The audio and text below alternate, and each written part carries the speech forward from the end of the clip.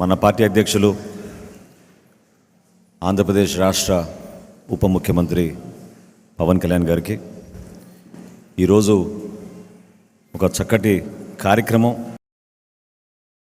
గెలిచిన అభ్యర్థులందరూ కూడా సత్కారం చేయాలనే ఆలోచనతో ప్రెసిడెంట్ గారు మన అందరినీ కూడా ఇక్కడ ఆహ్వానించారు. సో గౌరవ మంత్రివర్యులకు, అదేవిధంగా పార్లమెంట్ సభ్యులకు, శాసనసభ సభ్యులకు, శాసన మండలి సభ్యులకు, ఇక్కడ విచ్చేసిన జనసేన పార్టీ జిల్లా అధ్యక్షులు, ప్రధాన కార్యదర్శులు, వివిధ విభాగాల అధ్యక్షులు, వీర మహిళ రీజనల్ కోఆర్డినేటర్స్, గెలిచిన కార్పొరేటర్లు, మన జనసేన పార్టీ కార్యవర్గ సభ్యులు అందరూ కూడా మన ప్రెసిడెంట్ గారి తరఫున, పార్టీ తరఫున మిమ్మల్ని మనస్ఫూర్తిగా ఈ సందర్భంగా మిమ్మల్ని ఆహ్వానిస్తున్నాం. సుదీర్ఘమైన ప్రయాణం 2014 నుంచి రాష్ట్రంలో ఆ రోజు నెలకొన్న పరిస్థితిని ఆధారం చేసుకుని పవన్ కళ్యాణ్ గారు తీసుకున్న నిర్ణయాన్ని చాలామంది ఆ రోజు ఆశ్చర్యపోయారు. ఆ ప్రస్థానంలో భాగంగా ఎంత కష్టమైనా, ఎన్నో అవమానాలకు గురైనా ఆయనకి తోడుగా జెండా పట్టుకొని నిలబడిన జన సైనికుడికి, వీర మహిళకి ముందుగా మనందరం కూడా అంకిత భావంతో మనస్ఫూర్తిగా వాళ్ళని అభినందించాలి. అనేక సందర్భాల్లో రాష్ట్ర వ్యాప్తంగా సమస్యలపైన నిజాయితీగా పోరాటం చేద్దాం, ప్రశ్నించే మనస్తత్వం ప్రతి ఒక్కరిలో తీసుకురావాలి అని ఆయన పడిన తపన చాలా రోజులు పట్టింది మన సమాజానికి అర్థం చేసుకోవడానికి. ఒక ఫిలాసఫీ, ఒక ఐడియాలజీ, ఒక నమ్మకం, అంతిమంగా బెనిఫిషరీ ఎవరు అన్నప్పుడు అది మన రాష్ట్ర ప్రజలకి మంచి జరగాలి, తెలుగు ప్రజలకి మంచి జరగాలని ఏకైక ఆలోచనతోటి పవన్ కళ్యాణ్ గారు ఇన్ని రోజులు కష్టపడి మనందరికీ అటువంటి నాయకత్వం ఇప్పించి తీసుకొచ్చారు. ఒకసారి మీరు తిరిగి చూస్తే ఈ రోజున మనం ఎన్నుకోబడ్డ ప్రజాప్రతినిధులుగా మనందరం ఇక్కడ కూర్చోగలిగాం. మీరందరూ కూడా ఎంతో సహకరించారు. దీని వెనుక ఎక్కువ శాతం కష్టపడి పార్టీ విజయం సాధించాలని నమ్మి మనతో పాటు ప్రయాణం చేసిన క్షేత్రస్థాయిలో మన జనసేన పార్టీ క్రియాశీలకంగా పాల్గొన్న మన సభ్యులు, మన వీర మహిళలు, మన జనసేన పార్టీ జన సైనికులు ఎంతో కృషి చేశారు. కేసులు పెట్టినా భయపడలేదు, పోలీసులు ఓవర్ యాక్షన్ చేసినా ఎక్కడ తగ్గలేదు. పార్టీ కోసం పవన్ కళ్యాణ్ గారి పిలుపు మేరకు ఏ కార్యక్రమం చేసినా కూడా పూర్తి స్థాయిలో ఒక నమ్మకంతో వచ్చి నిలబడ్డారు. ఏ విధంగా మనం కార్యక్రమాలు చేసామో మీ అందరికీ తెలుసు. రాష్ట్ర వ్యాప్తంగా దుర్మార్గమైన ప్రభుత్వం కావాలని ఆయన ఎక్కడ ప్రయాణం చేస్తున్నా కూడా అడ్డంకులు సృష్టించి, ఒక బాధ్యత లేకుండా ప్రతిపక్ష పార్టీలో నాయకులు తిరుగుతున్నప్పుడు ప్రభుత్వాన్ని ప్రశ్నించకూడదనే మనస్తత్వంతో ఎంత ఇబ్బంది పెట్టారో మీ అందరికీ తెలుసు. చివరికి సోషల్ మీడియాలో చిన్న చిన్న పోస్టులు పెట్టినా కూడా ఎంతోమంది మన జన సైనికులను ఇబ్బంది పెట్టారు. విశాఖపట్నంలో జరిగిన సంఘటన మీ అందరికీ గుర్తుండాలి. ఏ విధంగా ఆ రోజున మన పార్టీ అధ్యక్షులు జనవాణి అనే కార్యక్రమం కోసం ఆయన వచ్చినప్పుడు కేవలం ఆ కార్యక్రమం జరగకూడదని, ప్రజల దగ్గర నుంచి ఆయన అర్జీలు స్వీకరించకూడదని, వీళ్ళు చేసిన భూదందాన్ని ఎక్స్పోజ్ చేస్తారనే భావనతోటి కావాలని యంత్రాంగం మొత్తం దించి ఆ రోజు కార్యక్రమం జరగకుండా 3 రోజులు ఆ రోజు హోటల్లో నిర్బంధించారు. వీటినన్నింటినీ మనం ఎందుకు గుర్తుపెట్టుకోవాలంటే, ఈరోజు మనకి ఆయన సత్కారం చేస్తున్నారన్నంత మాత్రాన అది ఒక బాధ్యతతోటి చేస్తున్న సత్కారం. మనందరినీ గుర్తు చేస్తున్నారు ఆయన. ఏ విధంగా మన జన సైనికులు కష్టపడ్డారు, ఏ విధంగా మన వీర మహిళలు కష్టపడ్డారు, దేనికోసం ఇంత ప్రయాణం మనం చేశాం. ఆ ప్రయాణాన్ని నిలబెట్టుకోవాల్సిన బాధ్యత ఎన్నుకోబడ్డ మన ప్రజాప్రతినిధులందరికీ కూడా ఉంటుంది. ఈరోజు ఒక శాసనసభ్యుడిగా, ఒక పార్లమెంట్ సభ్యుడిగా చాలా గర్వంగా మనకి ఈరోజు మండలిలో కూడా మనకు ఒక సభ్యుడు ఈ రోజున హరిప్రసాద్ గారు ఎన్నుకోవడం మనందరం కూడా చాలా గొప్పగా మనం భావించాలి. ఎందుకంటే ఇదే కేంద్ర కార్యాలయంలో మనం మన కార్యక్రమాలు ప్రారంభించినప్పుడు ఏ విధంగా మనం అంచెలంచెలుగా వెదుగుతూ వివిధ విభాగాలను ఏర్పాటు చేసుకుని వివిధ జిల్లాల్లోనూ నియోజకవర్గాల్లోనూ ఒక స్ట్రక్చర్ ఏర్పాటు చేసుకోవడం కోసం మనందరం కూడా ఆయన డైరెక్షన్స్ తీసుకుని కష్టపడి ముందుకెళ్ళి తీసుకెళ్ళాము, మీ అందరికీ తెలుసు. కానీ ఆ బాధ్యత ఏంటి ఈ రోజున అంటే 2 విధాలుగా ఉంటుంది. రాష్ట్ర ప్రజలకి మనకు ఒక ప్రధానమైన బాధ్యత. ఈరోజు మన కూటమి ప్రభుత్వంలో ఉన్నాం, ఎంతో జాగ్రత్తగా వ్యవహరించాలి.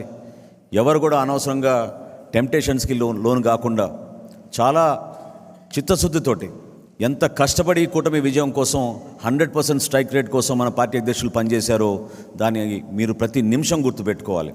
ఎందుకంటే చిన్న చిన్న కమ్యూనికేషన్ గ్యాప్స్ కానీ డిస్టర్బెన్సెస్ కానీ సహజం రాజకీయాల్లో, కానీ అది ఆధారం చేసుకుని దాని వెనక ఎంత కృషి చేసి ఆయన మంచి మనస్తత్వంతో మనం ముందుకెళ్దాం, రాష్ట్ర ప్రజలకి మనం మంచి ప్రభుత్వాన్ని ఏర్పాటు చేద్దామని ఆయన చేసిన కష్టాన్ని మీరెవరు కూడా దయచేసి క్షేత్రస్థాయిలో తక్కువ చేయబాకండి.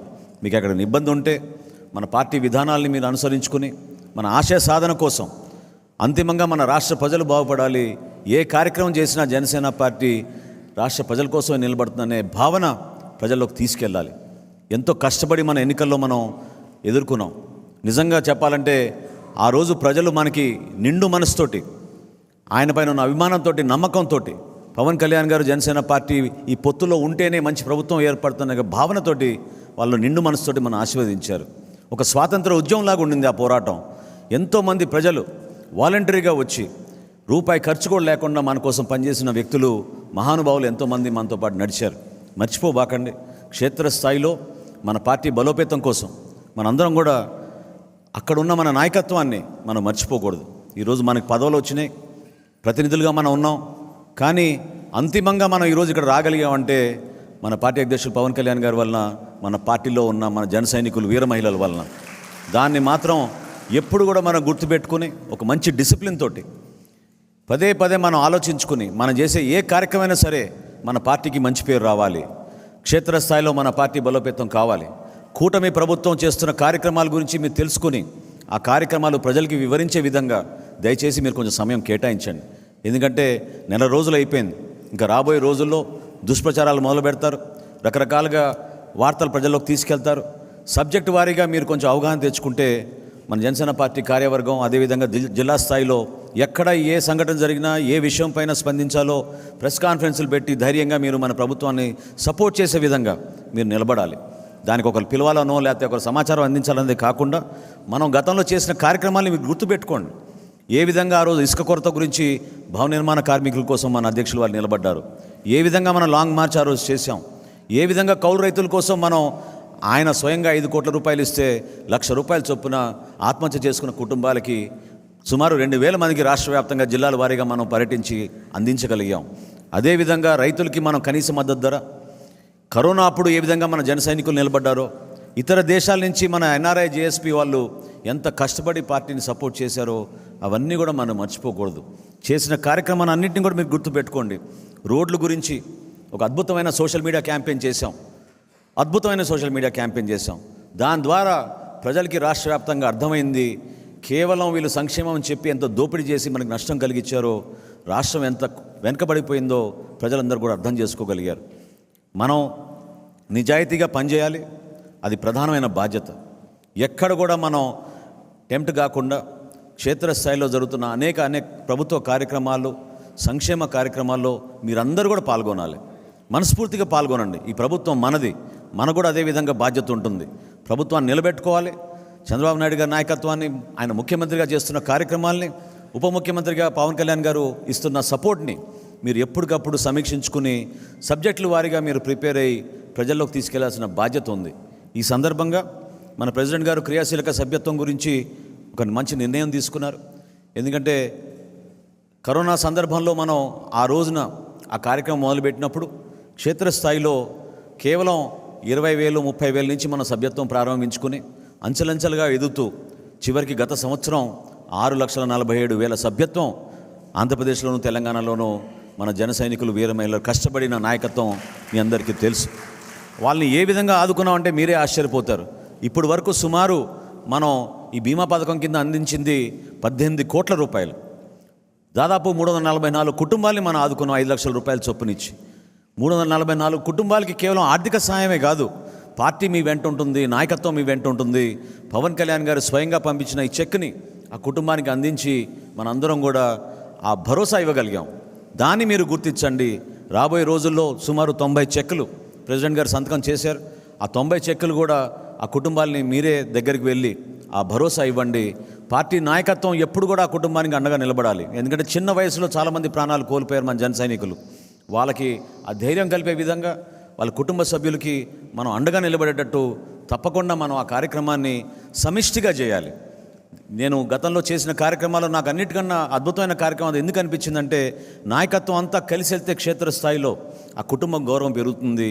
వాళ్ళు కూడా వాళ్ళు పడుతున్న కష్టాలు, ఆ బాధల్ని కొంతవరకు మర్చిపోయి ఒక నమ్మకంతో పార్టీ మమ్మల్ని ఈ విధంగా గుర్తుపెట్టుకుందనే భావన వాళ్ళు కలుగుతుంది. కాబట్టి తూచా తప్పకుండా ఆ కార్యక్రమాన్ని మీరు విజయవంతం చేయాల్సిన అవసరం మీ అందరిపైన ఉంది. ప్రభుత్వం నుంచి మనం చేసే ప్రతి కార్యక్రమాల్లో మీరు కూడా భాగస్వాములే. దయచేసి అది గుర్తుపెట్టుకోండి. ఖచ్చితంగా మీరు భాగస్వాములే. అందులో మీది క్రియాశీలకమైన పాత్ర ఉండాలి. తెలుసుకోవాలి, కార్యక్రమం గురించి తెలుసుకోండి. ఏ విధంగా మనం బెనిఫిషరీస్ని ఐడెంటిఫై చేసాం, ఏ విధంగా వాళ్ళకి సంక్షేమ పథకాలు అందించబోతున్నాం, ఏ విధంగా రాష్ట్రానికి వీళ్ళు ఇన్ని రోజుల నుంచి పరిపాలించి ఎంత దారుణంగా ఆర్థికంగా దెబ్బతీశారో మన రాష్ట్రాన్ని, ఆ వివరాలు కూడా మీరు తెలుసుకోండి. ప్రభుత్వం వారానికి 2 చొప్పున వైట్ పేపర్లు రిలీజ్ చేస్తున్నారు. ఈరోజు కూడా ఒక వైట్ పేపర్ ఉంది. ఆ వైట్ పేపర్ సమాచారం మీరు తెప్పించుకోండి.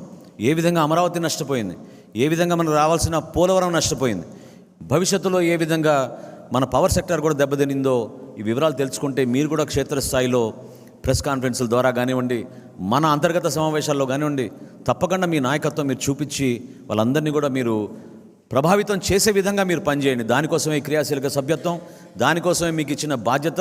వివిధ జిల్లాల నుంచి ఈరోజు ఇంతమంది ప్రతినిధులు వచ్చారు.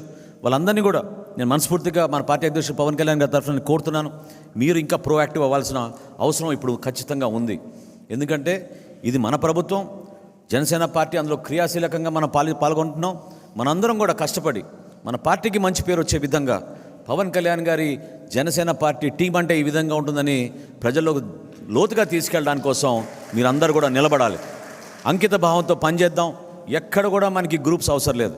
ఒకే మాట మీద ప్రెసిడెంట్ గారి ఆదేశాల మేరకు కేంద్ర కార్యాలయం నుంచి వచ్చిన సమాచారాన్ని తూచా తప్పకుండా మీరు ఆ కార్యక్రమాల్లో పాల్గొని ప్రతి ఒక్కరం కూడా ఒక బాధ్యతతోటి ప్రజల్లో తీసుకెళ్లాల్సిన అవసరం ఉంది. నేను ఇందాక అన్నట్టు ప్రజలు కూడా ఎంతో ఎక్స్పెక్ట్ చేస్తున్నారు మన దగ్గర నుంచి. అదొక స్వాతంత్ర ఉద్యమంలాగా చేశారు మన ఎన్నికల్లో. లేకపోతే ఇంత భారీ మెజారిటీలు ప్రతి నియోజకవర్గంలో వచ్చేవి కాదు. నిలబడ్డారు మన కోసం, బయటపడలేదు. ఎంత జాగ్రత్తగా వాళ్ళు వ్యవహరించారో మీరు చూడండి. అది చూసి మనం నేర్చుకోవాలి. ఎక్కడో తొందరపడలేదు. పోలింగ్ డే వరకు వెయిట్ చేశారు. ఓటు వేసి వచ్చిన తర్వాత కూడా ఎక్కడ బయటపడలేదు. తీర్పు వచ్చినప్పుడు మాత్రం అందరికి అర్థమైంది ఎంత సైలెంట్ రెవల్యూషనో, ఎంత బలంగా నిలబడ్డారో ప్రజలు మనపైన, ఆయనపైన ఉన్న విశ్వాసంతో, నమ్మకంతో. ప్రజాస్వామ్యాన్ని రాష్ట్ర ప్రజలు నిలబెట్టారు. ప్రజాస్వామ్యాన్ని నిలబెట్టారు కాబట్టి మనం కూడా అదే ప్రజాస్వామ్యాన్ని గౌరవించి, ఏ విధంగా ప్రెసిడెంట్ గారు కాన్స్టిట్యూషన్ గురించి పదే పదే చెప్తూ ఉంటారో, ఆ రాజ్యాంగాన్ని మనం కాపాడే విధంగా మన డ్యూటీస్లో మనం వ్యవహరిద్దాం. రాబోయే రోజుల్లో మనకి శాసనసభ సమావేశాలు ఉన్నాయి. ఆ శాసనసభ సమావేశాల్లో కూడా నేను రిక్వెస్ట్ చేస్తున్నా, మన శాసనసభ్యులందరినీ కూడా ప్రెసిడెంట్ గారి తరఫున మీరు యాక్టివ్గా పాల్గొనాలి. నియోజకవర్గంలో ఉన్న సమస్యలపైన మీరు బలంగా మాట్లాడాలి.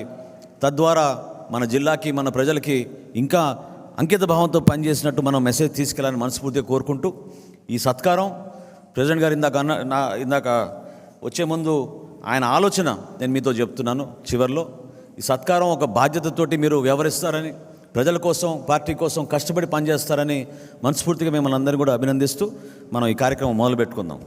తొలిగా శ్రీ మంత్రివర్యులు శ్రీ నాదెళ్ల మనోహర్ గారిని సత్కారాన్ని స్వీకరించవలసిందిగా కోరుతున్నాం.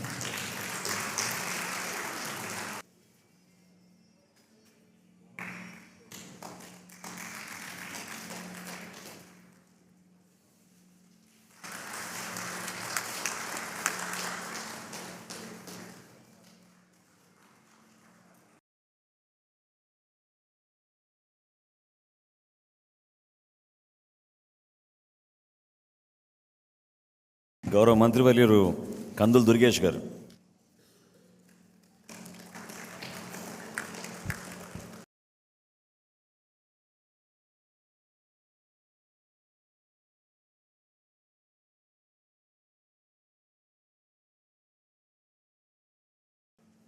గౌరవ పార్లమెంట్ సభ్యులు శ్రీ తంగెల ఉదయ శ్రీనివాస్ గారు,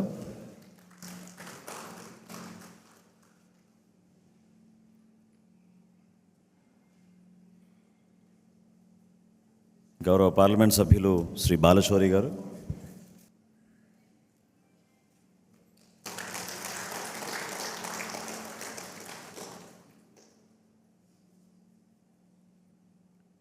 గౌరవ పాలకొండ సభ్యులు శ్రీ నిమ్మక జయకృష్ణ గారు,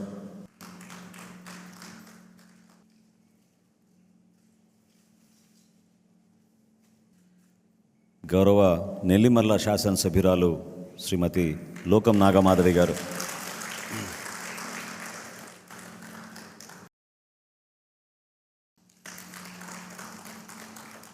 గౌరవ అనకాపల్లి శాసనసభ్యులు శ్రీ కొంతాల రామకృష్ణ గారు,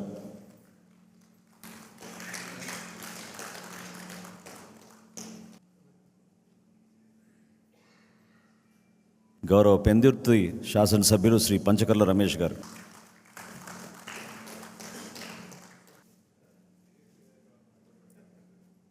గౌరవ ఎలమంచిలి శాసనసభ్యులు సుందరపు విజయ్ కుమార్ గారు,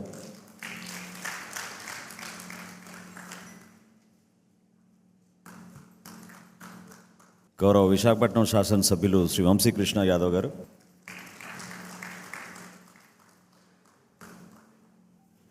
గౌరవ కాకినాడ రూరల్ శాసనసభ్యులు శ్రీ పంతం నానాజీ గారు,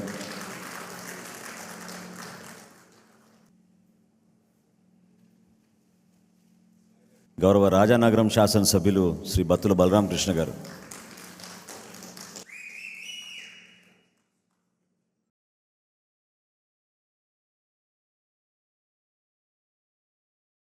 గౌరవ రాజోల్ నియోజకవర్గ శాసనసభ్యులు శ్రీ దేవ వరప్రసాద్ గారు,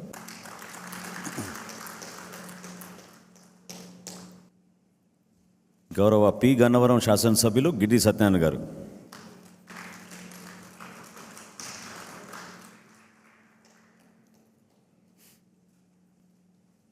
తాడేపల్లిగూడెం గౌరవ శాసనసభ్యులు శ్రీ బొలిశెట్టి శ్రీనివాస్ గారు,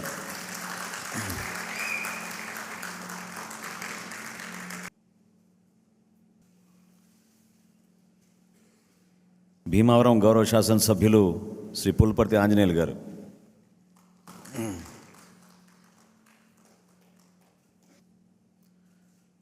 నర్సాపురం గౌరవ శాసనసభ్యులు శ్రీ బొమ్మిడి నాయకర్ గారు,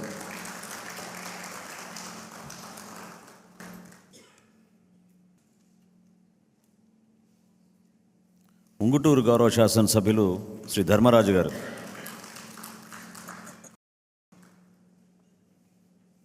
పోలవరం శాసనసభ్యులు శ్రీ బాలరాజు గారు,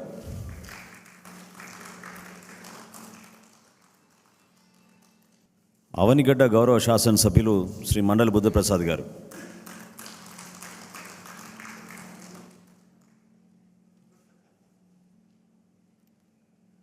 తిరుపతి గౌరవ శాసనసభ్యులు శ్రీ ఆరణి శ్రీనివాసులు గారు,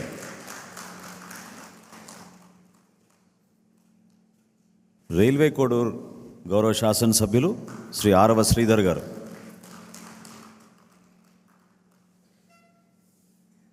చివరిగా మండలి సభ్యుడు మనందరి కోసం అహర్నిశలు కృషి చేసిన హరిప్రసాద్ గారికి,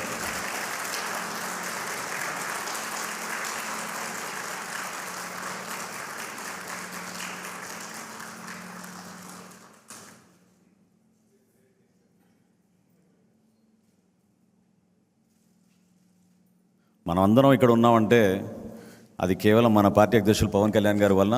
సో మీరందరూ నిలబడితే ఆయన కూడా మనం సన్మాన కార్యక్రమం చేసి సత్కరించుకుందాం.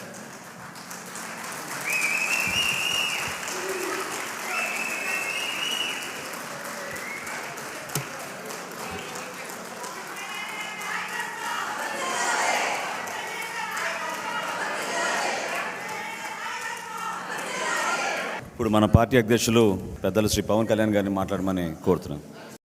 జనసేన కేంద్ర కార్యాలయానికి విచ్చేసిన ముఖ్య జనసేన పార్టీ పెద్దలకి, ముఖ్య నాయకులకి, 100% స్ట్రైకింగ్ రేట్ తోటి పోటీ చేసిన అన్ని నియోజకవర్గాల్లోనూ మనం గెలిచి జనసేన సత్తా చాటిన మన ఎమ్మెల్యేలకి, ఈ ప్రోగ్రాంని ప్రసార మాధ్యమాల ద్వారా వీక్షిస్తున్న పెద్దలకి, అన్నదమ్ములకి, ప్రజలకి, మీడియా పెద్దలకి, సీనియర్ పాత్రికేయులకు, జన సైనికులకు, వీర మహిళలకు, ప్రతి ఒక్కరికి నా హృదయపూర్వక నమస్కారాలు. ఎన్నికలు అయిపోయి రిజల్ట్స్ వచ్చిన తర్వాత ఎప్పటికప్పుడు మన ఎమ్మెల్యే అభ్యర్థులందరికీ చిన్నపాటి సత్కారం చేయాలి. ప్రజలు ఇచ్చిన సత్కారం కంటే పెద్దది కాదు ఇది. కాకపోతే నాకు చెయ్యాలి అని ఒక చిన్న కోరిక ఈరోజు చాలా రోజుల తర్వాత నెరవేరింది. మనం చేసింది మొన్న బాంబేకి వెళ్ళి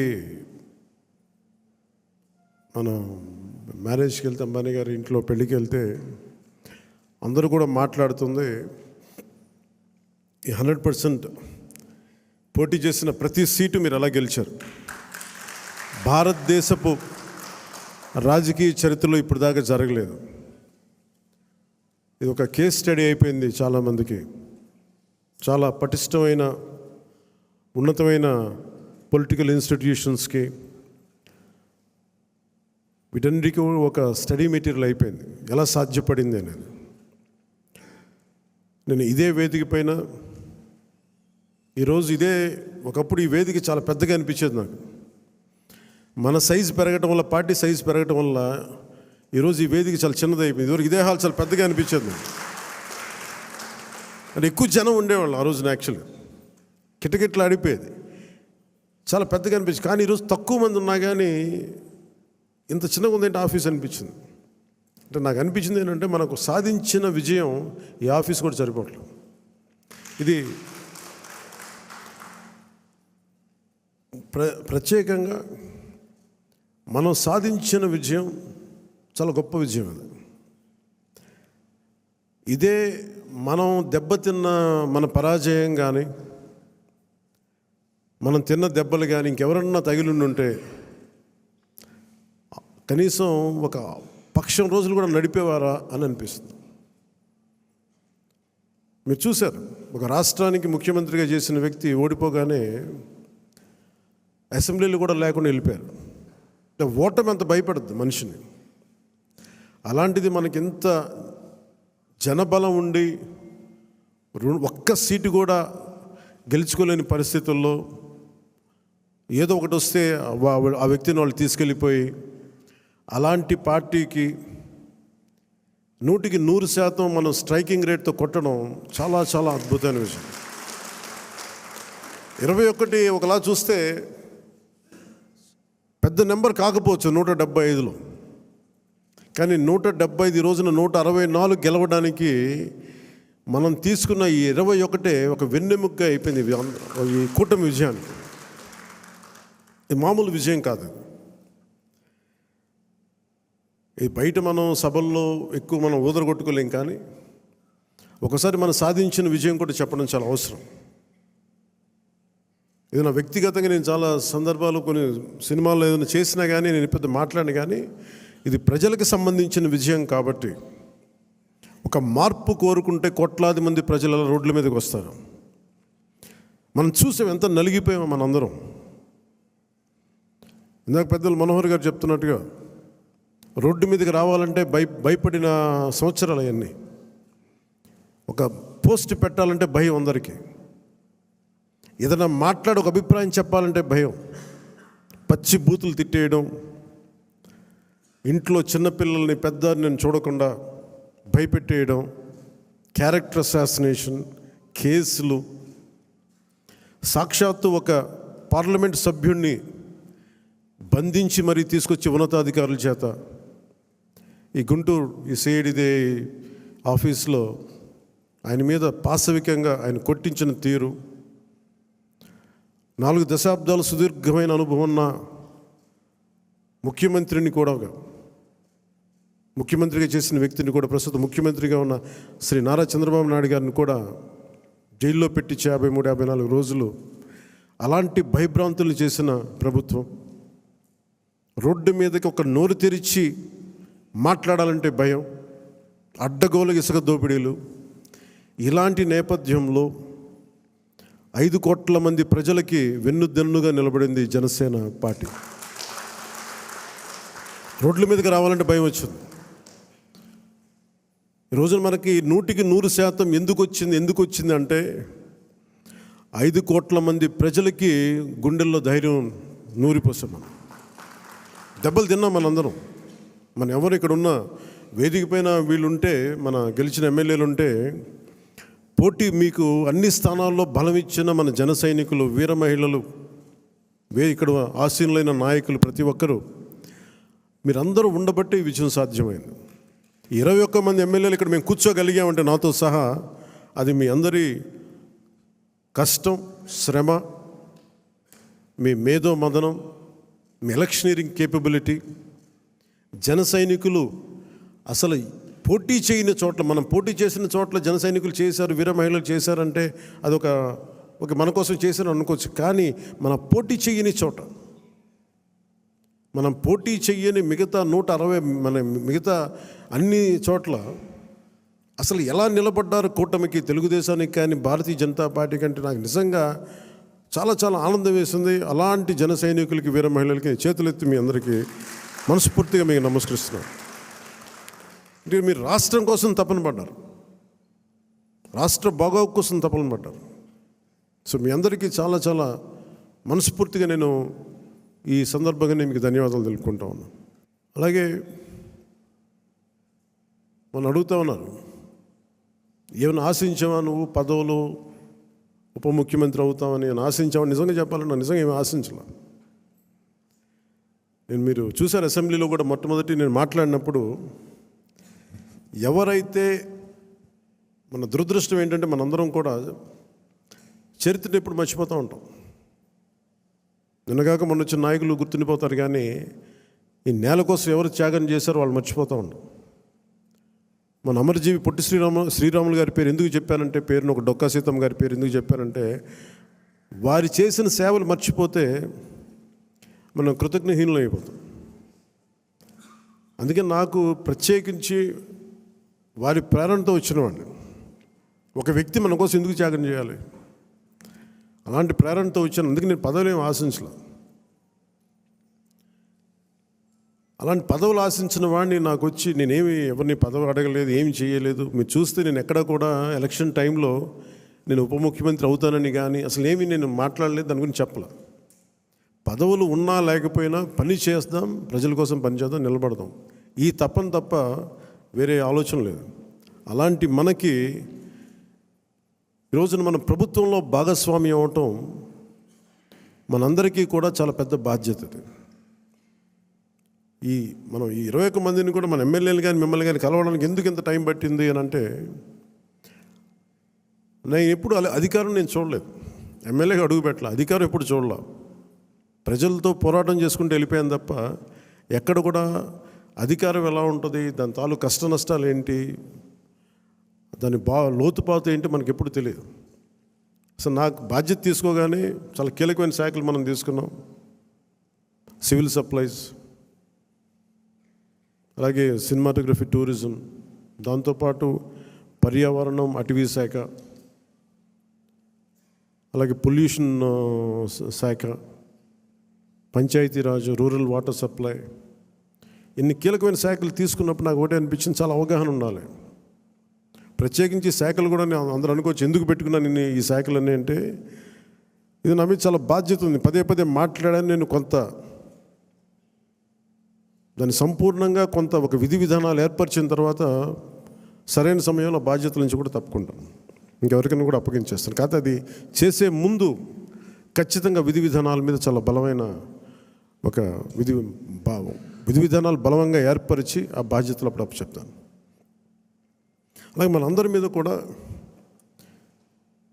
5 సంవత్సరాల కాలం గిరుని తిరిగిపోతుంది, ఎక్కువ సమయం పట్టదు. అలాగే మన ఎమ్మెల్యేలందరికీ కూడా, పోటీ చేయని చోట్ల కూడా మన నాయకులందరికీ కూడా ఇది భవిష్యత్తు ఉన్న పార్టీ. అది మరి ఎంత బలంగా మనం చేయకపోతే దేశం మొత్తం మన వైపు చూసేలా చేసింది. దేశం మొత్తం ఈ రోజున ఎవరన్నా సరే దేశం మొత్తం మీద ఢిల్లీలో ఎక్కడికి వెళ్ళినా నన్ను పదే పిలిచి గౌరవిస్తున్నారంటే అది మీ అందరూ చేసిన కష్ట ఫలితం. అది నేను ఒక్కడిని చేశానని కానీ, నేను ముందు నడిపించానేమో కానీ, నాతో పాటు నడవడానికి మీరందరూ ఉండి 21 మంది మనకి సభ్యుల్ని, 2 పార్లమెంట్ సభ్యుల్ని గెలిపించుకొని తీసుకెళ్ళటం ఆషామాషే విషయం కాదు. మన ఉదయ్ గారు కానీ బాలశౌరి గారు కానీ మనం అడుగుతున్నారు నెక్స్ట్ పార్లమెంట్ సెషన్స్ ఉన్నాయి, ఏం మాట్లాడాలి అంటే ఉదయ్ గారు కూడా చెప్పారు, మీరు ముందు అవగాహన చేసుకోండి, ఎలా మాట్లాడాలి, ఏం మాట్లాడాలి, ఈ సెషన్ అంతా అవగాహన చేసుకోండి. ఏదైనా కీలకమైన పరిస్థితులు అంశాలు ఉంటే సీనియర్ పార్లమెంటరీయన్ బాలశౌరి గారు ఉన్నారు, ఆయన ముందుకు తీసుకెళ్తారు. ప్రధానమంత్రి గారితో కూడా చెప్పేటప్పుడు ఏం మాట్లాడాలని అడిగితే ఉదయ్ గారికి బాలశౌరి గారికి ఒకటే చెప్పాను, 140 కోట్ల మంది బరువు మోసే ప్రధానమంత్రి గారికి మనం సహాయపడాలి కానీ ఆయనకి బరువు పెంచకూడదు. ఇది ఒక్కటే చెప్పండి, నా మాటగా చెప్పండి ఆయనకి. మేము మీకు బరువు తగ్గించే వాళ్ళమే కానీ బరువు పెంచే వాళ్ళం కాదు.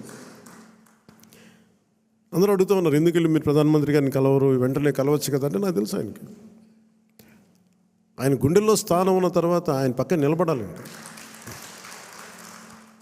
అది అవసరమైన మేరకు సరైన పరిస్థితులు వచ్చినప్పుడు ముందుకు తీసుకెళ్తాం, కలుస్తాం.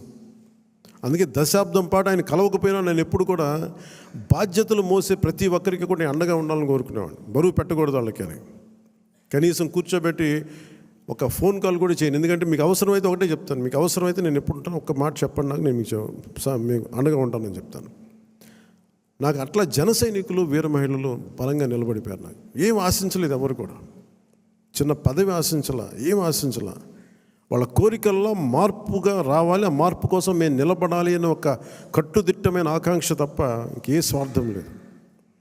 అలాగే మన నాయకులు కూడా, పోటీ చేయని నాయకులందరికీ కూడా పేరు పేరున మీ అందరికీ ధన్యవాదాలు తెలుపుకుంటా ఉన్నాను. నేను 21 సభ్యులు మొన్న పిఠాపురం సభలో కూడా చెప్తా ఉన్నాను. చిన్నప్పుడు మా టీచర్ చెప్తా ఉన్నారు, ఆయన బైబిల్లో ఎప్పుడన్నా నేను సిచ్యువేషన్కి వెళ్ళే టైంకి ఆవిడ ఏదో చదువుతూ ఉన్నారు, బైబిల్ చదువుతూ ఉన్నారు. ఆవిడ మాట్లాడేది ఏదో ఒక రోజు వెళ్తే ఏదో చదువుతూ ఉంటే నన్ను పిలిచి నువ్వు ఇది ఎన్రా నీకు మంచిదని చెప్పారు. ఎందుకు చెప్పారు తెలియదు కానీ నిజంగా పనికి వచ్చింది నాకు. తను తగ్గించుకున్నవాడు హెచ్చింపబడును, నీకు మంచిది అవుతురా నీకు. ఆ మాట ఏంటి నేను ఎప్పుడు అనుకునేవాడిని, అంటే మనం ఎంత సాధించినా తగ్గి ఉండడం చాలా అవసరం.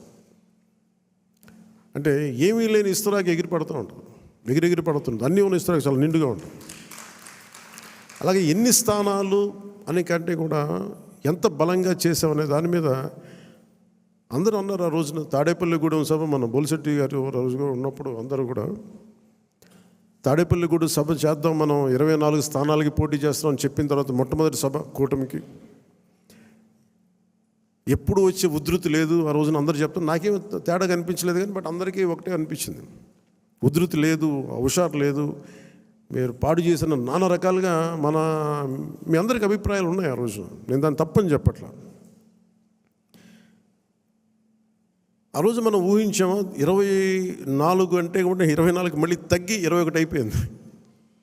ఇన్ని తగ్గి కూడా మనం దేనికోసం నిలబడ్డామంటే మనకు బలంగా, నేను చెప్తున్నాను, ఆన్ యావరేజ్ జనసేన ఓటింగ్ బలం లేని చోట అన్ని ఒక యావరేజ్ తీసుకుంటే, సరాసరి తీసుకుంటే 170 నియోజకవర్గాల మీద మనకు ఖచ్చితంగా ఒక 20% ఓటింగ్ పెరిగింది. 7% నుంచి 20% ఓటింగ్ పెరిగింది. కానీ మనం తక్కువ చేయటం వల్ల మనం పదే పదే మన అందరికీ మనం ఎందుకు తక్కువ చేసి ఎందుకు కూటమి రావాలని పదే పదే చెప్పడం వల్ల మీరు సభాపతి కూడా చెప్తా ఉన్నారు, మీరు చూశారు, అయినపాత్రుడు గారు చెప్తా ఉంటే ఎన్టీ రామారావు గారు పార్టీ పెట్టినప్పుడు ఇంత మెజారిటీలు రాలేదు, అప్పుడు కూడా మాకు 3,000 4,000 వచ్చినాయి. కానీ ఈ రోజున చూస్తే ఒక్కొక్కరికి 30,000 40 70 90 అసలు ఊహించని మెజారిటీ. ఒక ఎంపీకి వస్తే ఇలాంటి మెజారిటీస్, అలాంటి మెజారిటీలతోటి కొట్టారంటే ఇది జనసేన తాలూకు బలం ఎంత మీకు బలంగా ఓట్ టర్న్ అయిందో మనందరికీ తెలుస్తూ ఉంటుంది. ఇది మనం నిజంగా చాలా ఆనందపడాల్సింది, మనం గర్వించాలి. అట్ ది సేమ్ టైం చాలా బాధ్యతగా కూడా దీన్ని ముందుకు తీసుకెళ్ళాలి. అలాగే ఇంకో నాకు మన నాయకులందరికీ కూడా నా విన్నపం, ఎవరిని కూడా వైసీపీ నాయకుల్ని కానీ ప్రత్యర్థి పార్టీకి సంబంధించిన ఎవరు కానీ వాళ్ళు మన శత్రువులు కాదు. వాళ్ళు ఇంక్లూడింగ్ వైసీపీ కూడా మనకు శత్రువులు కాదు, మన ప్రత్యర్థులే. రాజకీయ పార్టీ వాళ్ళు మన శత్రువులుగా పరిగణించవచ్చేమో నాకు తెలియదు, అలాగే చేశారు వాళ్ళు. కానీ మనం వాళ్ళని శత్రువులుగా పరిగణించట్లేదు. ఈ మెసేజ్ మీరు దయచేసి లోతుగా మీరు అర్థం చేసుకోవాలి. వాళ్ళని పీడించడం కానీ వాళ్ళు చేసిన తప్పులు మనం చేయకూడదు. అలా అని చెప్పి మనం ఏం చేతులు కట్టుకుని ఏం లేవు. వాళ్ళు చేసిన తప్పులుంటే చట్టం ప్రకారం మన పివి నరసింహారావు గారు ఉటంకించినట్టుగా మన పిఠాపురం సభలో కూడా చెప్పాను. చట్టం ఏ పనులు చేయాలో ఆ పనులు చేసుకెళ్ళిపోతూ ఉంటుంది. కానీ కక్ష సాధింపుగా కూర్చోబెట్టి వాళ్ళని వేధించడం కానీ, సామాజిక మాధ్యమాల్లో నిందించడం కానీ, అలాగే ఎవరిని కూడా వ్యక్తిగత దూషణకి దూరంగా ఉండమని నేను అందరినీ కోరుకుంటా ఉన్నాను. నిజంగా యుద్ధం వస్తే మటుకు, గొడవే వస్తే మటుకు అది వెనకాడం, అది మీ అందరికీ తెలుసు. భావంలో ఉన్న తీవ్రత మనకు భాషలో చూపించక్కర్లా. చాలా మర్యాదగా మాట్లాడదాం, అన్నీ చేద్దాం. కానీ మీరు అందుకిందాక మనోహర్ గారు చెప్తున్నప్పుడు కూడా సబ్జెక్ట్ అవగాహన ఉన్నప్పుడు, దానికి లాజిక్ అండ్ రేషనాలిటీ, దానికి రెటారిక్ యాడ్ అయినప్పుడు దాని తిరుగులేని ఆయుధం. దానికోసం తీవ్ర పదజాలం కానీ, పరుష పదాలు కానీ మనం వాడాల్సిన అవసరం లేదు. అలాంటి భవిష్యత్తులో అలాంటి సమస్యలే వస్తే ఎప్పుడు మనకి పోరాటానికి సిద్ధంగా ఉన్న పార్టీ అది. పదవులను కూడా పక్కన పెట్టి ముందుకెళ్తాం, అలాంటి బలంగా నిలబడగలం. ఈ ప్రజాస్వామ్యాన్ని ఇప్పుడు ఈరోజు నేను రివ్యూస్ చేస్తూ ఉంటే ప్రతి చోట ఎంత అడ్డగోలుగా డబ్బులు ఖర్చు పెట్టేశారో, దోచేశారంటే, పంచాయతీరాజ్ లెక్కలు చూస్తూ ఉంటే గుండె చెరువైపోతాం. 200 కోట్లు కనీసం పే చేయలేని పరిస్థితుల్లో ఒక 40 కోట్లు పే చేస్తే చాలా పెద్ద ప్రాజెక్టులు అయిపోతాయి. ఒకవైపు ఏమో రిషికొండ లాంటి ప్యాలెస్కేమో 600 కోట్లు ఖర్చు పెడతారు. అది వాళ్ళ కోసం కట్టుకున్నారా, గెస్ట్ హౌస్లకి, అది వాళ్ళ కథ అది. కానీ ఎప్పుడు ఏది ఖర్చు పెట్టాలి, ఎంత ఖర్చు పెట్టాలి అనే విఘ్నత లేదో వీళ్ళందరికీ అనిపించింది. నన్ను క్యాంప్ ఆఫీస్కి తీసుకెళ్ళి మీరు బడ్జెట్ ఇచ్చి మీరు ఎంతైనా ఖర్చు పెట్టుకోండి, మీ క్యాంప్ ఆఫీస్ రెడీ చేసుకోండి అంటే నేను రూపాయి ఖర్చు పెట్టడం నాకు ఇష్టం లేదు అదనంగా ప్రభుత్వ ఖజానాకి. అది ప్రజల సొమ్ముని మనకి అకారణంగా దాన్ని ఖర్చు పెట్టేయడం కానీ, దాన్ని దుర్వినియోగం చేయడం నాకు నచ్చక. అసలు ఏం వద్దు, ఉన్న ఫర్నిచర్ అలాగే ఉంచి ఏం చేయొద్దు. దాన్ని అవసరమైతే నేను చెప్తానులేండి, నేను చెప్తాను. మోస్ట్ ఆఫ్ ద టైం వెళ్ళి నా ఫర్నిచర్ పట్టుకెళ్ళాను. ఉన్న ఫర్నిచర్ సరిపోతే పర్లేదు. రోడ్ల మీద కూర్చొని వచ్చాం, మనం వీధుల్లో కూర్చొని పోరాటాలు చేసాం. కూర్చొని చిన్నపాటి కుర్చీ ఉంటే చాలు, మళ్ళీ దానికి ఇంత సౌకర్యాలు అవసరం లేదు మాకని చెప్పాను. అలాగే ఇది మనందరం కూడా చాలా బాధ్యతగా తీసుకోవాలి.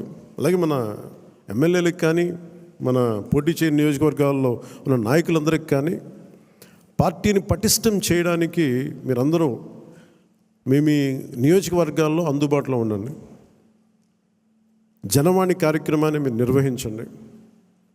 అలాగే కేంద్ర కార్యాలయానికి కూడా నేను ఒకటే మన అందరికీ హరిప్రసాద్ గారి ద్వారా విన్నవించాను. ప్రతి ఒక్కరు కూడా కేంద్ర కార్యాలయంలో ఒకరోజు మీరు ఉండాలి. అది మీకు తెలియజేస్తాం. ఉంటే ఏమవుతుందని మీరు వచ్చి ఒకళ్ళు ఉన్నప్పుడు ప్రజలకి మనం మరింత చేరువవుతాం, వాళ్ళ కష్ట నష్టాలు తెలుసుకుంటాం. ప్రతి నాయకులకి చంద్రబాబు గారు కానీ మేము కానీ మేము అనుకుంది ఏంటంటే ఎక్కడా కూడా అధికారాన్ని దుర్వినియోగం చేయకండి. మనం గెలిచాం కదా అని చెప్పేసి అధికారుల్ని ఇబ్బంది పెట్టే పదజాలంగానే అవన్నీ వాడకండి. కరెక్షన్ చేయాలంటే ఈ పదాలు వాడకుండా కూడా కరెక్ట్ చేయొచ్చు. అలాగే ఇంకొకటి కీలకమైంది ఏంటంటే మన ఇంట్లో కుటుంబ సభ్యుల్ని దయచేసి ఇలాంటి కార్యక్రమాల్లో దయచేసి మీరు ముఖ్యంగా ప్రభుత్వానికి సంబంధించిన కార్యకలాపాలు దయచేసి మీ రివ్యూ మీటింగ్స్లో వాళ్ళని ముందుకు తీసుకెళ్ళకండి. ఎందుకంటే మనం వారసత్వపు రాజకీయాలు అనేది మన వ్యతిరేకం కాదు, కానీ జనం మీద రుద్దేయకూడదు. సహజంగా ఇంట్లో ఒక్కొక్కరికి కెపాసిటీ బిల్డింగ్, లీడర్షిప్ బిల్డింగ్ కూడా సహజంగా ఎదగనివ్వండి. ఆ అట్మాస్ఫియర్ ఉండాలి అని కోరుకుంటాం, ఇవ్వాలి. కానీ బలవంతంగా ప్రజల మీద రుద్దకండి. అలాగే రౌడీజం చాలామంది మనకి ఈ సందర్భంగా నాకు మన నాయకులందరూ కూడా తెలియజేస్తాను, ముఖ్యంగా కొద్దిమందికి అది మీకు అర్థమవుతుంటుంది నేను ఎవరి గురించి మాట్లాడతాను. రౌడీజం దయచేసి మీరు నమ్మకండి. ముఖ్యంగా మన నాయకులు కొద్దిమంది చెప్తున్నాను, దయచేసి రౌడీజాన్ని నమ్మకండి. మెత్తగా ఉన్న నాయకుల మీద, ఏం మాట్లాడిన నాయకుల మీద మీరు వచ్చి మాట్లాడాలి కానీ తిట్టడాలు కానీ చేస్తే నాకు ఆ భయాలు లేవు. మీరు అది గుర్తుపెట్టుకోండి. వైసీపీ లాంటి ఒక గుండా పార్టీని ఎదుర్కొని వచ్చిన వాడిని మీరు నన్ను బెదిరించగలరా? మీరు ఆలోచించండి. కొంచెం లోతుగా మీరు అధ్యయనం చేయాలి దాన్ని. ఎందుకంటే మాట కావాల్సిన సంస్కారం కావాలి. ఇక్కడ మీరు కూర్చోబెట్టి బెదిరించేసి సామాజిక మాధ్యమంలో మన నాయకుల్ని మీరే తిడతా ఉంటే నేను మిమ్మల్ని వదులుకోవడానికి సిద్ధంగా ఉంటాను, గుర్తుపెట్టుకోండి. అది మీరు నాకు ఎంత లాయలిస్టులు వ్యక్తిగతంగా అయినప్పటికీ కూడా, మీరు నా కమిటెడ్ లాయలిస్టులు అయినప్పటికీ కూడా, ప్రజాస్వామ్యానికి విఘాతం కలిగించిన, రౌడిజం చేసిన నేను వదులుకోవడానికి సిద్ధంగా ఉంటాను.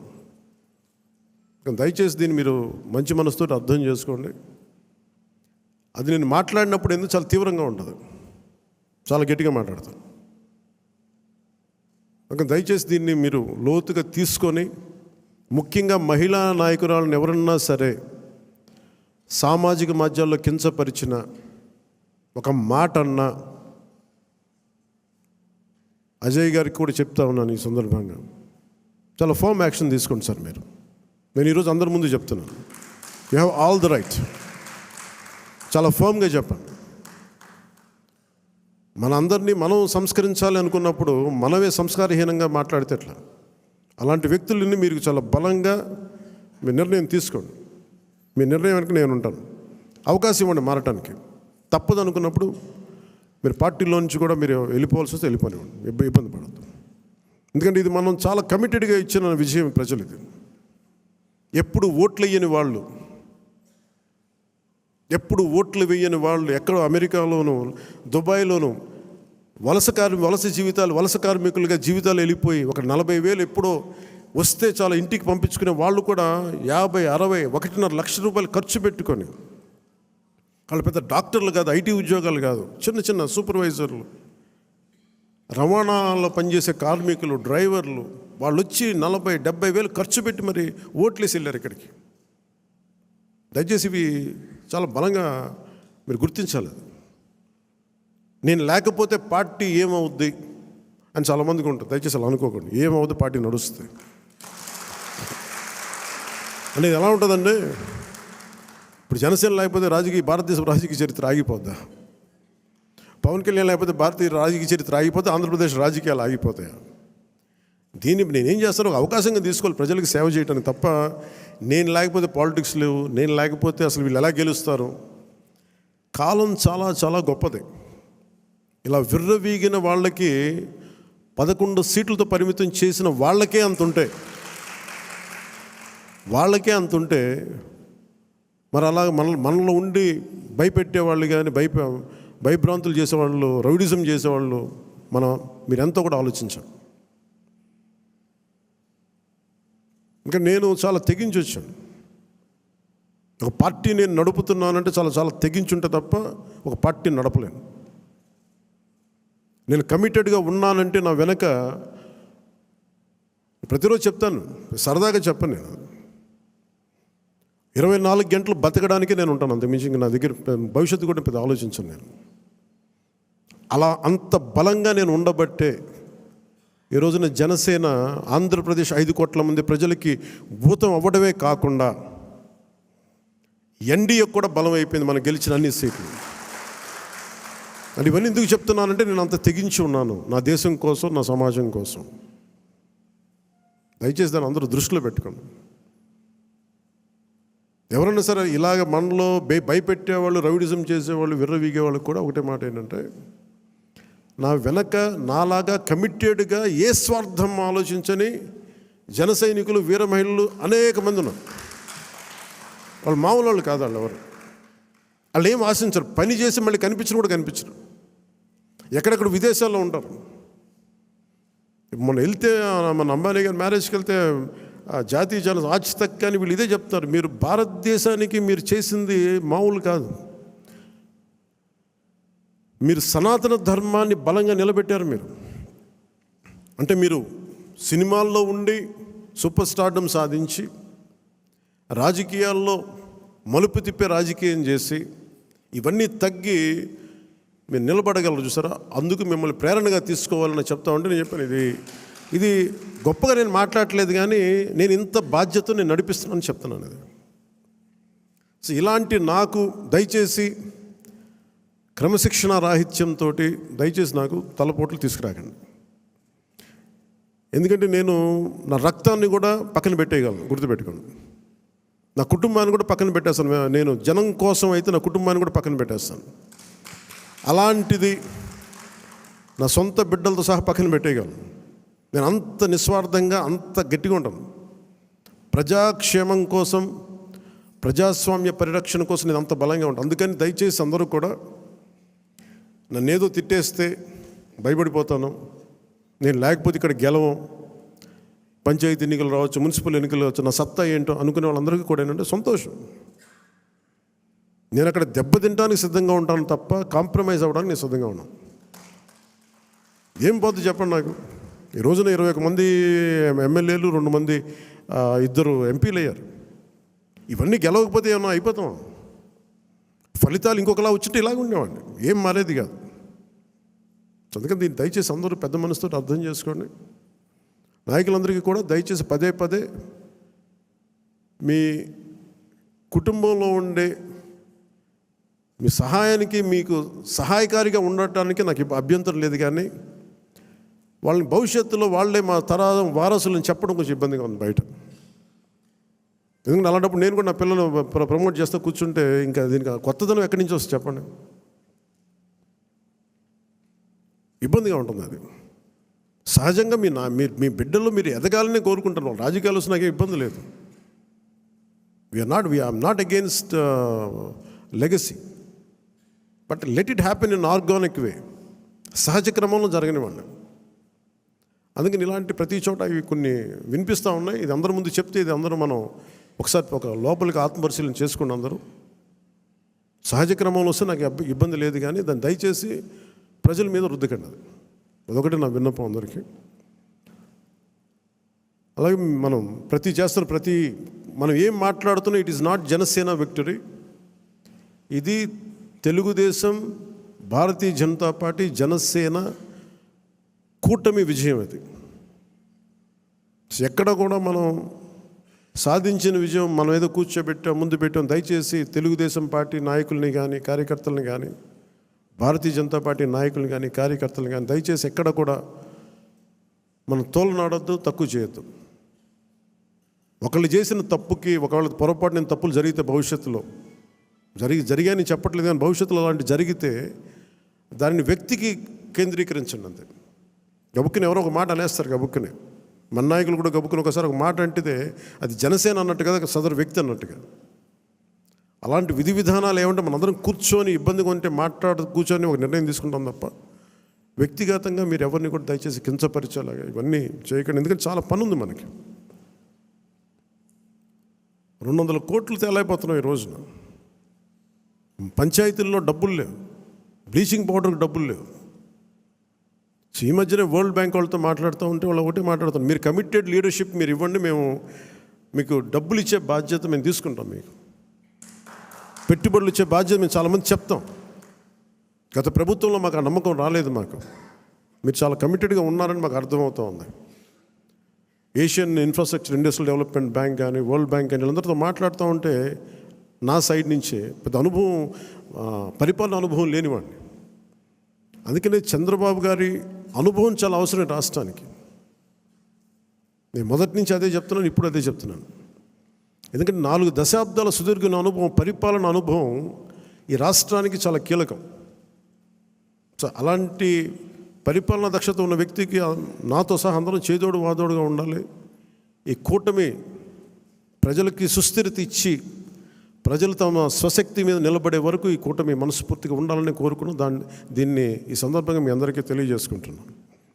సో మీ అందరికీ కూడా పేరు పేరున ఈ సమావేశానికి ఇచ్చేసినందుకు మీ అందరికీ ధన్యవాదాలు తెలుపుకుంటూ, అలాగే SKCB orphanage home, Shine orphanage home నుంచి వచ్చిన SKCB orphanage home Swarnalatha, Pushpalatha గారికి, షైన్ ఆర్ఫనేజ్ హోమ్ సంధ్యారాణి గారికి, జి సంధ్యారాణి గారికి, ఎన్ సంధ్యారాణి గారికి మనస్ఫూర్తిగా మీ అందరికీ నా హృదయపూర్వక నమస్కారాలు.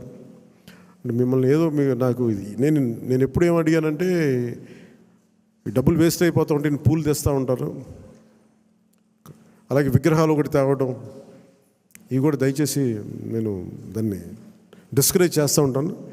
ఈరోజు కాయగూరలు ఎందుకు చెప్పండి, కనీసం మనకి ఇచ్చేది ఏదైనా ఉంటే కనీసం కొద్దిమంది పిల్లలకి ఒక పూట తిండి అవుద్ది. మీరు కూడా ఏదైనా ఇవ్వాలనుకుంటే నాకు కూడా ఇవ్వక్కర్లేదు, దయచేసి డైరెక్ట్గా ఆర్ఫనేజెస్కి ఇవ్వండి. నాకు ఒక మాట చెప్పండి చాలు. మీకు పూలు గుర్తిద్దాం అనుకుంది వాళ్ళకి ఈ విధంగా ఒక 2,000 5,000 వాళ్ళకి మన అనాథాశ్రమాలకు ఇచ్చాం. లేదంటే డొక్కా సీతమ్మ క్యాంటీన్లకు, అన్న క్యాంటీన్స్కి మేము అక్కడ డొనేషన్గా ఇచ్చాం. 10 మంది భోజనం చేస్తారు. సో అలాగే నా తరపు నుంచి, పార్టీ తరపు నుంచి కూడా 2 ఆర్ఫనేజెస్కి ₹1,00,000 చొప్పున నేను ప్రకటిస్తున్నాను మీ అందరికీ. నాకు ఉట్టి చేతులతో మిమ్మల్ని కూరగాయలు ఇచ్చి పంపించడం నాకు కొంచెం ఇబ్బందిగా ఉంది. అందుకని మనస్ఫూర్తిగా మీ ఆర్ఫనేజెస్కి చెక్ రాసి రెడీ చేయమని 1 lakh ఇచ్చి. సో మీ అందరికీ ధన్యవాదాలు తెలుపుకుంటూ, ఇది మీకు నాయకులందరికీ కూడా చెప్తాను, సరైన పదవులు. ఇప్పుడు నేను హరిప్రసాద్ గారిని ఎలా గుర్తించామో, కష్టం చేసిన వ్యక్తిని నేను ఎప్పుడు మర్చిపోను, గుర్తించను. మేము గుర్తించకుండా గుర్తిస్తాం కదా. మనకున్న పరిమితమైన అధికారం స్థానాల వల్ల కొంత మనం టీడీపీ తోటి, భారతీయ జనతా పార్టీ తోటి ప్రధానంగా మనం పంచుకోవాలి కాబట్టి కొన్ని బ్యాలెన్స్ చేసుకోవాలి, అడ్జస్ట్ చేసుకోవాల్సినవి ఉంటాయి. అందరూ నన్ను చైర్మన్ పదవులు తప్ప ఎవరు తక్కువ అడగట్లేదు. దయచేసి అందరూ చైర్మన్లు కూడా నేను లేవు అక్కడ. TTD board member, TTD board chairman, అన్ని చైర్మన్లు అడుగుతూ ఉంటే నేను చంద్రబాబు గారి దగ్గర ఎలా తీసుకెళ్ళాలో తెలియట్లే. మరి మా పార్టీ సంగతి ఏంటి, ఆయన ఏంటంటే నేను ఏం చెప్పందని. కొంచెం పెద్ద మనసుతోటి నేను అందరికీ ఆ ఫెసిలిటేట్ చేయడానికి ప్రయత్నం చేస్తాను, మనందరికీ ఎవరైతే చేశారో. కాదు, ఇది పదవుల దగ్గర ఆగిపోవద్దు. మీకు నా గుండెల్లో స్థానం ఉంది, మనం మర్చిపోను. నేను కూడా ఇక్కడ దాకా వచ్చి నిలబడ్డాను అంటే, ఇప్పుడు ప్రధానమంత్రి గారు మన అందరూ అడుగుతున్నారు, మీరు పార్లమెంట్లో మీరు కూర్చొని క్యాబినెట్ ర్యాంక్ తీసేసుకోవచ్చు కదా. అది నేను ట్రాన్సాక్షన్ కాదు, నాకు దేశం మీద ఇష్టం. నాకు నచ్చిన నాయకుడు, మనకు నచ్చిన పార్టీ బీజేపీ తెలియదు తప్ప కూర్చోబెట్టి నేను ఈ పదవి నేను మీకు చేశాను కాబట్టి నాకు ఒక ట్రాన్సాక్షనల్ బేసిస్ మీద రాజకీయం చేయండి. సో మీరు కూడా ఆ విధానంలో ఉండాలని కోరుకోండి. ఎందుకంటే మీలాగా ఉంటేనే పార్టీకి నిలబడతాం. నేను చూస్తే భారతీయ జనతా పార్టీ విధి విధానాలు చూసి చాలా నేర్చుకోవాలి మనం. ఆర్ఎస్ఎస్లో ఒక ఫ్లోట్ చేసిన ఒక పార్టీ అది. సంఘ్ నుంచి చాలామంది నాయకులు వచ్చి నిస్వార్థంగా చేసి వెళ్ళిపోతారు. వాళ్ళు గుర్తింపు కూడా ఉండదు. జనరల్ సెక్రటరీ అవుతారు, నెక్స్ట్ మినిట్లో వాళ్ళకి మళ్ళీ కార్యకర్తలు వెళ్ళిపోతారు. Of course that's a great organisation like RSS. కానీ దాని నుంచి స్ఫూర్తి తీసుకుంటాం మనం. వాళ్ళు ఎంతసేపు ఆర్ఎస్ఎస్ ఎంతసేపు దేశం, సమాజం, దేశ సమగ్రత మీద ఉంటారు తప్ప వాళ్ళు చాలా నిస్వార్థంగా ఉంటారు. చాలా నిస్వార్థంగా ఉంటారు. ఎంతో కొంత వారి నుంచి ప్రేరణ తీసుకొని మనం కూడా నిస్వార్థంగా పదవులు వస్తే ఖచ్చితంగా మీకు వస్తాయి, తీసుకోండి. పదవి లేనప్పుడు కూడా అంతే కమిట్మెంట్తో పనిచేయాలని కోరుకోండి. నేను అలాంటి వాడిని. పదవులు లేవు, ఏమీ లేవు, డబ్బులు లేవు, గుర్తింపు లేదు, తిట్లు శాపనార్థాలు తప్ప ఆయన మనం చేశాం కదా. అందుకని దీన్ని కూడా మీరు దృష్టిలో పెట్టుకోండి. ఎందుకంటే అందరి దగ్గర నుంచి తీసుకున్నప్పుడు కూడా మన మహిళా నాయకురాల దగ్గర నుంచి కానీ నాయకుల దగ్గర అందరిని తీసుకుంటే అందరూ కూడా చాలా ఉన్నతమైన కీలకమైన పదవులు అడుగుతూ ఉన్నారు. ఉన్నాయి చాలా తక్కువ. కొంతమందికి పార్టీ పదోన్నతి ఉంటుంది. కొంతమందికి ఈ శాఖల్లో కీలకమైన శాఖల్లో పదవులు అన్నీ నేను ప్రయత్నం చేస్తున్నాను. సో నాకు అవకాశం ఇవ్వండి. కొంచెం తప్పులు ఎక్కడన్నా ఉంటే మీరు కోప్పడకుండా హరిప్రసాద్ గారి దృష్టికి తీసుకురండి, నాగబాబు గారి దృష్టికి తీసుకురండి, మిగతా ముఖ్య నాయకుల దృష్టికి తీసుకురండి. ఎందుకంటే నేను మనోహర్ గారి పేరు ఎందుకు చెప్పట్లేదంటే, ఇప్పుడు ఆయన మంత్రి సివిల్ సప్లైస్, ఆయన బిజీగా ఉన్నారు. మొత్తం అక్రమ బియ్యం మీద, గోడౌన్ల మీద ముయించేస్తూ ఉన్నారు. అందువల్ల అందుకని ఆయనకి ఈ బాధ్యతలు అప్పచెప్పట్లేదు. ఆయన రాష్ట్రం కోసం చేయాల్సిన చాలా ఉంది ఆయనకి. అందుకని మీరందరూ పెద్ద మనసుతో అర్థం చేసుకుంటారని ఒకే ఒక మాట చెప్పి ముగిస్తాను. నేను మీకు అండగా ఉండేవాడిని, నిలబడేవాడిని, మర్చిపోనివాడిని. మీకు నెలకి కానీ 3 వారాలకు కానీ మీరు ఒక 2 weeks ముందు కానీ 3 weeks ముందే కనుక మీరు నన్ను కలవాలి అని అంటే ఖచ్చితంగా నేను కార్యకర్తల దగ్గర నుంచి పెద్ద నాయకుల దాకా అందరితో కలుస్తాను. మీతో కూర్చొని మాట్లాడతాను. కాదు, నాకు ఇవ్వాల్సింది ఏంటంటే మీరు సడన్గా వచ్చేస్తేనేమో నాకున్న దాంట్లో అందరిని అడ్జస్ట్ చేయలేకపోతాం. మీరు కొంత ఎజెండాను కూడా ఫిక్స్ చేసుకురండి. నాకున్న సమయం కూడా చాలా తక్కువ ఉంది. ఎందుకంటే ప్రధానమంత్రి గారి దగ్గరికి వెళ్ళినప్పుడు ఇంత చేసి నేను ఆయన దగ్గర ఎంత టైం తీసుకున్నాను? కరెక్ట్గా 60 సెకండ్లు టైం తీసుకున్నాను. 60 సెకండ్స్ అంతే, 60 seconds, less than a minute ఆయన కలిసాను. ఎందుకంటే ఆ స్థాయి అంత పని ఉన్న వ్యక్తులకి మనకు వాళ్ళకి ఇవ్వగలిగేదే మనం ఎక్కువ వాళ్ళ కాలాన్ని దుర్వినియోగం చేయకపోవడం. ఆయన మొహమాట పెడితే ఇంకో 5 నిమిషాలు కూర్చుంటారు. నాకు బాధ్యత ఉంది. అలాంటి వ్యక్తిని మనం ఎక్కువసేపు కూర్చోబెట్టకూడదని కరెక్ట్గా ఆయన ఒక 40-50 సెకండ్లు, 60 సెకండ్లు అయిపోయి నేను బయలుదేరుతాను సార్, జస్ట్ ఒకసారి మేము కలిసి విష్ చేయడానికి వచ్చాను, అంతమించి చెప్పలా. సో అలాగే నన్ను దృష్టిలో పెట్టుకుని నాకు చాలా కీలకమైన బాధ్యతలు ఉన్నాయి. ఇంతమందిని కలవాలి నేను. అందుకని మీరందరినీ దృష్టిలో పెట్టుకొని ఏం మాట్లాడదలుచుకున్నారో, ఏమి కావాలో స్పష్టంగా చెప్పండి. మీరు నా కోసం పనిచేశాను, మీరు నన్ను గుర్తించండి అలా కాకుండా మీరు మనస్ఫూర్తిగా మీ కోరిక చెప్పండి. నాకు ఇలాంటి పదవి కావాలని కోరుకున్నాను చెప్పండి నాకు. అది కమిటీకి ఇస్తాను నేను. ఆ కమిటీ కూడా కొన్ని నియమావళి పెట్టాను నేను. ఎలా చేశారు, ఏం చేశారు, పార్టీకి ఎంత చేశారు, కార్యకర్తలతో ఎలా మమేకమయ్యారు, ఇవన్నీ దృష్టిలో పెట్టుకొని వాళ్ళకి ఇవ్వాల్సిన గుర్తింపు ఆ బేరీ చేసుకుని ఇప్పించేస్తాను. కానీ మీరు ఒక స్టీవ్ జాబ్స్ గుర్తుపెట్టుకోండి, ఏదైనా కావాలంటే మీరు అడగాలి. అడిగితే నేనేం చెప్తానంటే నేను ఫస్ట్ నేను నో చెప్పను ఎవరికి. చాలామంది నా దగ్గరికి వచ్చి చైర్మన్స్ కావాలి, టీటీడీ చైర్మన్ కావాలని కనీసం ఒక 50 మంది అడిగారు ఇప్పటికి నన్ను. ఒకటే ఫస్ట్ సంతోషం, మా ఇంట్లో వాళ్ళు ఒకళ్ళు అడగలేదు, అందుకని ఆనందంగా అనిపిస్తుంది. అంటే గతంలో వైసీపీ వాళ్ళకి మనకు కూడా ఇంట్లో వాళ్ళు వచ్చేసి మొత్తం బంధువులు అందరూ పనిచేసుకుని అంటే భయం వేసింది. మా ఇంట్లో వాళ్ళు అడుగుతారు కానీ సంతోషంగా ఎవరు అడగల. అందుకని నాగబాబు గారి పేరు వచ్చింది, అందుకని అంటున్నాను ఈ మాట. రేపు మా నాగబాబు గారికి అలాంటి కోరికలు లేవు. ఆయన నిరాకారాన్ని ప్రార్థించే వ్యక్తి. ఎథీస్ట్ అని చెప్పను కానీ ఒక భగవంతుని విగ్రహారాధనని దాటి ఉండే వ్యక్తి, అసలు నిరాకారాన్ని పూజించే వ్యక్తి. అందుకని ఆయన పేరు ఎలా వచ్చిందని అనుకున్నాను. చాలా ప్రతిదీ కూడా మీరు అడగండి, నేను దానికి నో చెప్పను, నేను పరిశీలిస్తాను. ఒకవేళ ఇవ్వలేని పక్షంలో ఎందుకు ఇవ్వలేదో, ఏమి చేయగలమో నేను మనస్ఫూర్తిగా మీకు మనసు ఇప్పి మన నాయకుల ద్వారా చెప్పిస్తాను. లేదంటే కొన్ని పరిస్థితులు నేనే చెప్తాను. అందుకని దీని పెద్ద మనసుతో మీరు అందరూ అర్థం చేసుకొని మీరు అడగడం అయితే అస్సలు మీరు ఇబ్బంది పడదు, మీరు అడగండి మనస్ఫూర్తిగా. ఎందుకంటే నాకు ఏదైనా కావాలని నేను అడుగుతాను. కాదు నేను ఎప్పుడు నా స్వార్థాన్ని నేను ఏమడగను, నాకు పదవి అడగను. కానీ నేనేమంటానంటే నాకు ప్రధానమంత్రి గారిని అడుగుతాను. ఇప్పటిదాకా ఏం అడగలే ప్రధానమంత్రి గారిని, ఖచ్చితంగా అడుగుతాను. రాష్ట్ర 5 కోట్ల మంది ప్రజల కోసం అడుగుతాను. ఇప్పుడు స్టీల్ ప్లాంట్ని ప్రైవేటీకరణ చేయకుండా పాసిబిలిటీ ఉందా అడుగుతాను. అలాగే మనకి విశాఖలో రైల్వే జోన్ కావాలి, అవన్నీ అడుగుతాను. అలాగే మనకి ఒక 20 లక్షల మందికి ఉద్యోగాలు రావాలని మన కూటమి ప్రభుత్వం అనుకుంటే దానికి తగ్గట్టుగా సర్వీస్ సెక్టర్ని ఎంత డెవలప్ చేయొచ్చు, ఇలాంటివన్నీ అడుగుతాను. పదవి అనేది మనకి బాధ్యత అవ్వాలి, కానీ అది ఒక ఫ్యాషన్ స్టేట్మెంట్, ఒక అలంకారం అవ్వకూడదు. ఎందుకంటే చాలామంది అడుగుతున్నప్పుడు నాకు ఉన్న ఇబ్బంది ఏంటంటే సబ్జెక్ట్ నాలెడ్జ్ లేకుండా. ఇప్పుడు నేను పొల్యూషన్ నేను తీసుకున్నా, కానీ అటవీ శాఖ తీసుకున్నా, పర్యావరణం తీసుకున్నా, పంచాయతీరాజ్ శాఖ తీసుకున్నా, నేను వచ్చి ఇప్పుడు నేర్చుకోలేదు. నేను కనిపించడం మీకు పొలిటికల్గా న్యూస్ లేదంటే ఒక నాయకుడిగా కనిపించవచ్చు, కానీ పబ్లిక్ పాలసీని చాలా లోతుగా అధ్యయనం చేసి వచ్చినవాడిని నేను లాస్ట్ 20 ఇయర్స్లో. ఖాళీగా ఏం లేను నేను. సో అందుకు నాకు రివ్యూస్ నాకు తేలిగ్గా ఉంది. నేను అధికారంలో లేనప్పటికీ, పరిపాలన అనుభవం లేనప్పటికీ కూడా.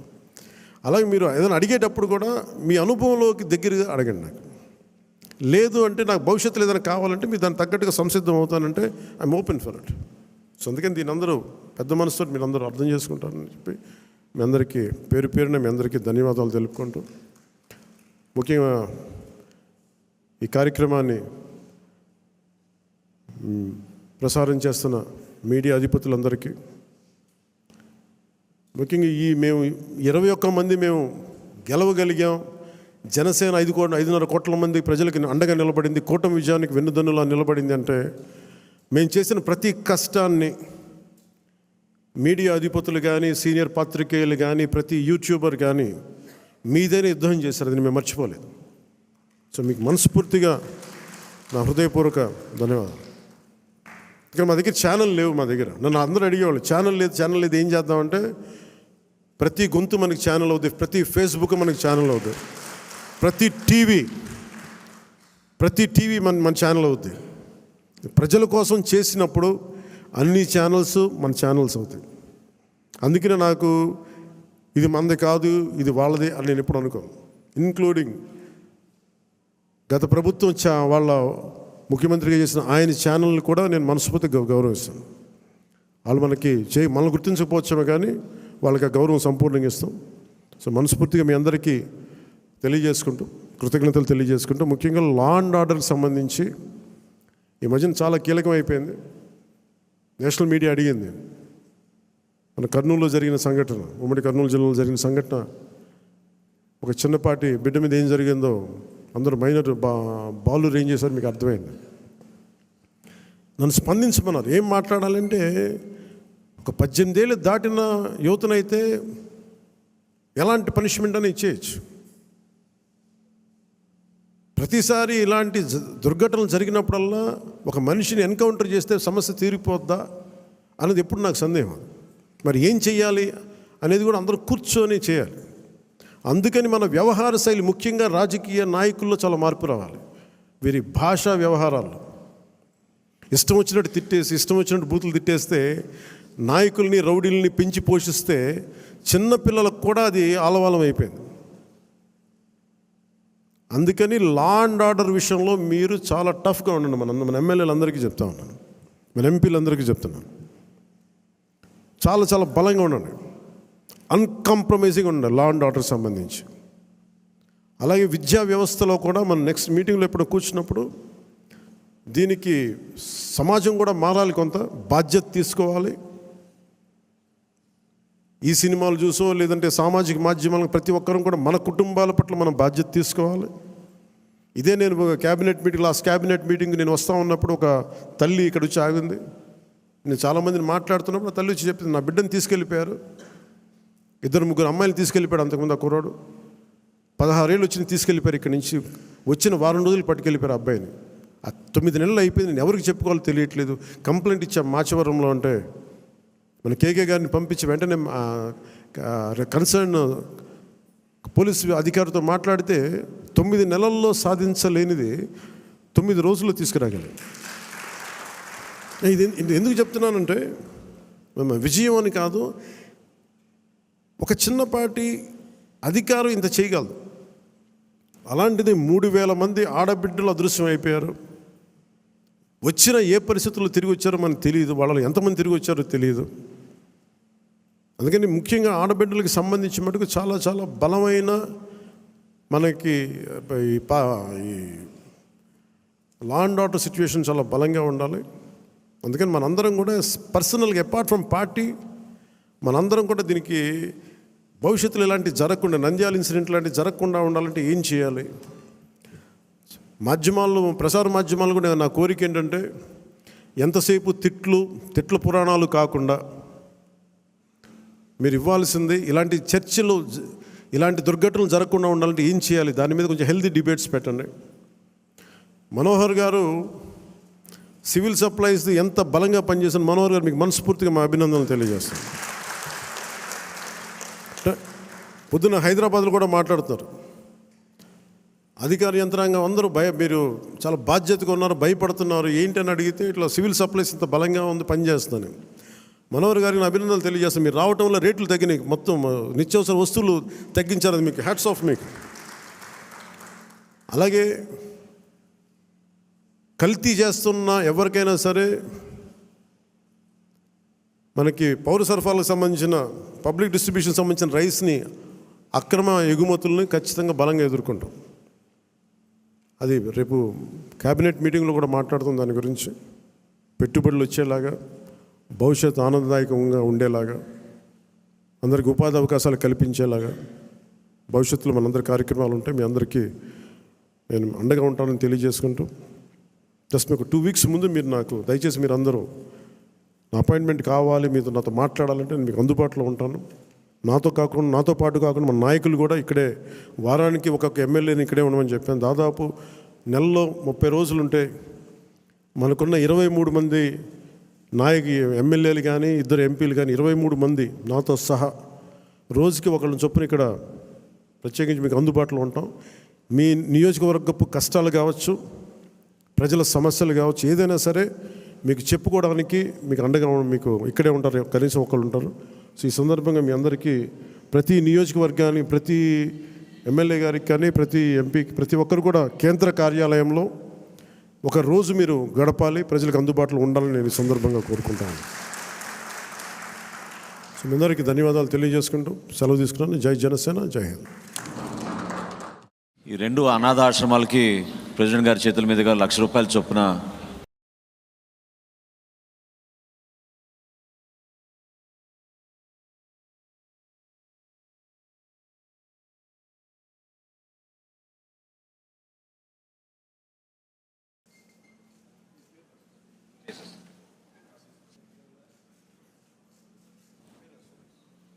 Thank you.